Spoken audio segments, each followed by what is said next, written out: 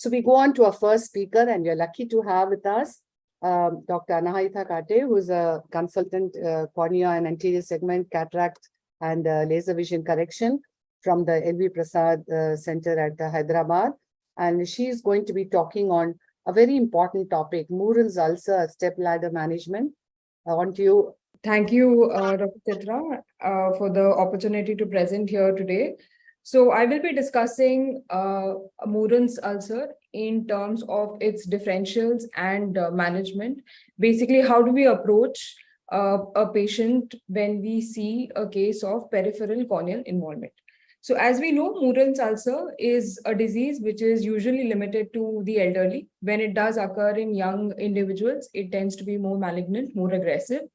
The symptoms the patients can present with severe ocular pain, photophobia, decreased vision. It usually starts in the periphery, and what is classically described, the patients will have an overhanging corneal edge, as is seen over here, with or without an associated corneal epithelial defect, and it's a peripheral ulceration. So when we see such patients, how do we approach? What are the differentials that we should consider? So broadly, these differentials can be classified as inflammatory disorders and degenerative corneal diseases. Within the inflammatory disorders, we primarily have peripheral ulcerative keratitis, which is very, very similar to Mooren's clinically. The difference is that there is an underlying connective tissue disorder in this patient. The other entities that can mimic Mooren's ulcer is microbial keratitis and marginal keratitis. Degenerative diseases, again, that can have a similar clinical presentation include Tyrion's marginal degeneration, pellucid marginal degeneration, senile degeneration, and a Dellin. So we'll look at each one of these entities individually. Like I said, a peripheral ulcerative keratitis can have a very similar picture with a peripheral corneal ulcer with an overhanging edge and epithelial defect. The main difference lies in the fact that the patient will have a positive report when you do the connective tissue disorder profile. This is a patient with marginal keratitis, and patients who have infective disorders can also present with a peripheral ulcer. And so it is important in all these patients, even when the clinical presentation may be very typical, but we have to carry out a corneal ulcer scraping to rule out any underlying infective keratitis. So this was a patient who presented with a very typical PUK-like picture, nearly crescentric infiltrate involving around 270 degrees of the cornea. And the patient had progressive ulceration, and on repeated scraping, the report was always negative. It was only when we did a therapeutic keratoplasty that we realized that the patient had pythium. So doing a corneal scraping is absolutely imperative in these patients. So marginal keratitis is yet another differential. The main way to differentiate this is that it's the typical location that these patients will have where the lid margin comes in contact with the cornea. They will also have a clear interval between the lesion and the limbus. And usually the eye is quiet in these cases. This does not have any age predilection, unlike Mooren's ulcer. The other end of the spectrum, degenerative diseases, again, here the eye is very quiet. So that way you can differentiate these disorders from a peripheral ulcer, from a Mooren's ulcer. The most common one here is Tyrion's marginal degeneration, usually occurs in men at any age, and they present with decreased vision. PMCD is yet another differential. This is an ectatic disorder. Very rarely will have corneal scarring, and overall is not very difficult to differentiate this entity from Mooren's ulcer. And the other entities, just to complete the list, one is the senile marginal furrow degeneration. Again, the patient will present with a quiet eye, usually seen in the elderly. It is circumferential, and the patient will have an intact epithelium. And Dellin is what we see when there is a localized conjunctival abnormality, which is causing tear film instability in the area adjacent to it. And this instability causes breakdown of the corneal epithelium with thinning of the underlying stroma. And the patient will have, again, an intact epithelium with pooling of the dye, as is seen in this picture. So to complete the differentials to be considered when a patient presents with a peripheral ulcer, this is a patient who presented with an inferior PUK-like picture. Here we can see there's a crescentric ulcer. So the patient was managed in the lines of a Mooren's ulcer, managed with topical steroids. Connective tissue disease profile was carried out and it was negative. And the patient had a relatively uneventful course on therapy. However, after when the eye quietened, we again examined the fornices and the patient had significant shortening, and the biopsy was positive for oculocicatrisal pemphigoid. So it is very important to also examine the fornices in all these patients to rule out any concurrent autoimmune disease. So this patient was managed with immunosuppression and did not have any further recurrences. So how do we approach a patient with Mooren's ulcer? When we see a patient with a typical picture of an overhanging corneal ulcer in the periphery with or without a corneal defect, like I said, the first and foremost thing that we need to do is to rule out underlying secondary infection with the appropriate microbiological workup. And we also do a complete systemic workup to rule out underlying connective tissue disorders. I will be coming to this in a bit. When it is indicative of an underlying disease such as rheumatoid arthritis or Wegener's, then in conjunction with the rheumatologist, the patient is started on immunosuppression. However, if it is negative, then based on the degree of involvement, we will either start the patient only on topical therapy or start the patient on systemic immunotherapy. So the investigations that we send out, we can broadly divide them based on two categories. One is to identify what is the underlying disease, and the three main tests that we do over here are rheumatoid factor, ANA, and ANCA. And the other tests we can simultaneously send out so that we can understand whether this patient can be started on immunosuppressive therapy or not. In our country, because tuberculosis is very endemic, it is absolutely important that we rule out underlying TB in these patients with MAN2 and chest X-ray. A viral screening with hepatitis B, HIV, these diseases should also be ruled out prior to starting the patient on immunosuppressive therapy. Along with this, CBC, RFT, and LFT to ensure that the other systemic parameters are normal. So coming to the medical management, like I said, this depends on what is the degree of involvement. When the patient has a unilateral disease of up to 2 quadrants of involvement with less than 50% of stromal loss, the patient is managed with only topical steroids. However, in cases with bilateral involvement, with more than 2 quadrants of peripheral corneal involvement or more than 50% stromal loss, the patient is started on oral steroids with immunomodulatory therapy. So the principle of giving both these medications is that immunomodulatory therapy, usually with methotrexate, azathioprine, or mycophenolate, all these medications take around 6 to 8 weeks for the effect to set in. And during this period, you will start the patient on oral steroids so that by the time the effect of those medications sets in that gap, the oral steroids will act. When the patient is one-eyed, or if the patient has extensive more than 3 quadrants of peripheral corneal involvement or more than 50% stromal loss or impending perforation, these patients, immediate immunosuppression is required with IV methylprednisolone or IV cyclophosphamide. So again, based on how severe the disease is, you will decide how frequently you want to follow up the patient. The more severe the disease, the more frequent the follow-up. In one-eyed patient, you want to follow up the patient daily until the epithelial defect or there is adequate resolution, after which you can follow up monthly and then 3 months. So now I will discuss this management with a few cases. So this was a 39-year-old lady who presented with redness and pain since a month. She had this kind of picture in the periphery with thinning from 4 o'clock to 8 o'clock with an overhanging edge and undermining of the base, superficial vascularization. Her visual acuity was fairly good. Because she only had unilateral involvement and it was limited to up to 2 quadrants, the patient was managed with topical steroids, and she did very well with this. This is the picture at the final follow-up, and the patient was not started on any systemic immunosuppression. CTD profile was carried out, and this was negative for any underlying disease. This is another patient who had bilateral involvement. We can see in this eye, the involvement is almost from 11 o'clock over here to 2 o'clock here. Similar picture in the other eye.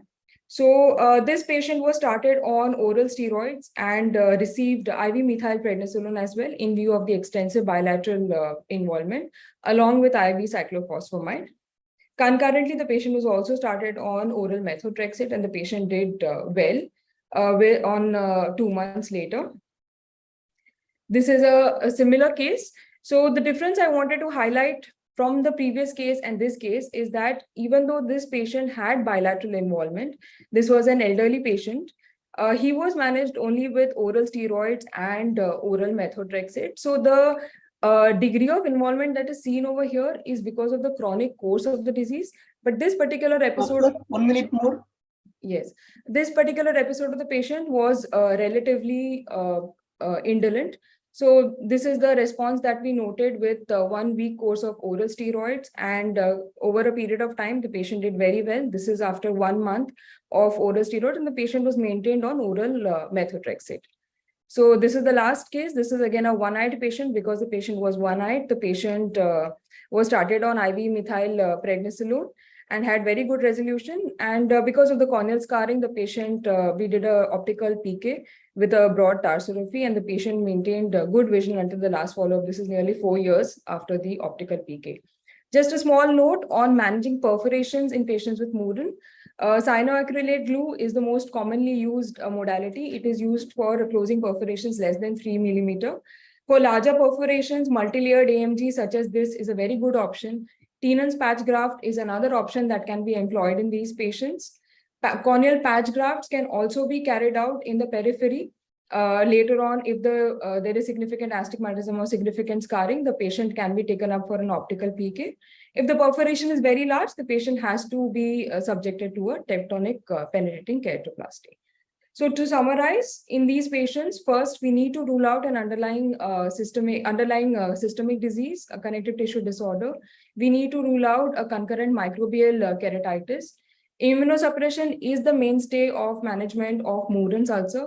A stepwise approach, if the patient has if the patient has unilateral involvement up to 1 quadrant involvement, we can manage the patient with topical steroids. As it starts becoming more aggressive, oral steroids, oral immunomodulatory therapy can be considered. And in one-eyed patients, you will manage them with IV MP and IV cyclophosphamide. This is also considered in cases when there is an impending perforation. And surgical attempts have to be carried out only when there is concurrent adequate immunosuppression. Thank you, everyone, for your patient listening. Thanks. Thanks, Dr. Anahita. That was a very elaborate, thorough talk. So, Shreyas. Very nice talk, Anahita, and I think very exhaustive. Although we were looking at the stepladder management, you really went way beyond, and it was very, very lucid. Thank you so much for that. One question which I had, and I think it's a challenge which many ophthalmologists do face, because very often some of these patients tend to be from a socioeconomically weaker section of the society, do have challenges in following up with a higher center, far off center, and like you mentioned in so many of your cases, does require a long-term and regular follow-up. And the other very important thing is to achieve remission at the right stage, because if we don't are unable to control the disease at the right stage, we end up losing the eye altogether. So for a ophthalmologist who's practicing, even a cornea specialist, many of them are comfortable using oral steroids, maybe up to an IVMP, but start getting a little jittery when they have to start using a mycophenolate mofetil or a cyclophosphamide. And at times it becomes difficult to convince an immunologist or a rheumatologist nearby that for a very localized small ulcer, what they see in the eye or what they think is a red eye, that such kind of heavy immunosuppression is needed. So what would your general advice be, and how should they go about doing it? Should they be handling it entirely on their own, or should they be looking at other help as well, external help as well? Should Anahita be answering? We could be asking our expert panels, no?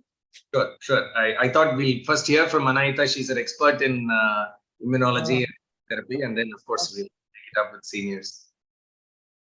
Thank you, Dr. Shreyas. I think that is a situation that we very commonly face as ophthalmologists, where we want to start the patient on immunosuppression, the profile comes negative, and the rheumatologist does not want to start. So especially for patients who find it difficult to follow up, or in another common scenario that we encounter is that they do not have, they're not comfortable getting mycophenolate mofetil or azathioprine. MMF especially is expensive. So for these patients and for somebody who's starting out immunosuppression on their own, methotrexate is an excellent drug. So this is a medication that is very easy for the patients to follow because it has a once weekly dose. What I tell my patients is to start the medication on a Sunday, and it is given with folate, so folate on Monday. And this is literally 4 tablets for the month. The compliance is very good. And for us as ophthalmologists to follow up the patients, it is a very simple regimen that we can follow. At baseline, get 3 tests, CBC, RFT, LFT, repeat the tests at 1 month. So for these things, if we will not involve a physician, if these tests, as long as the tests are normal, if there is some abnormality, we can take their help in understanding how to titrate the dose of the medication and understanding how to change from one medication to the other. But the onus of starting the medication, I think, especially for Moorens, because the profile is usually negative, is on us as ophthalmologists. I would love to hear what the panel has to say on this. Dr. Somshila had some other opinion to add. Yes, doctor, I saw you writing. Yeah, hi, Dr. Chitra. Hi. Oh, sorry. I'll just fix the video. I think it's not working. So Anahita, first of all, great presentation. I think you just about covered everything possible and went beyond. So Anahita's initial presentation, I feel, is a step ladder pattern to PUK in general. So I would say that it's more of a PUK kind of a pattern that you had, where you would work up the patient systemically and so on. Whereas if I have a patient who has classical Moorens, I will not do any ruling out collagen vascular disorders, and my only investigation would be for the fitness aspect, like the ones that you mentioned, viral screening, the blood sugars, and rule out tuberculosis and so on. So that definitely I would do.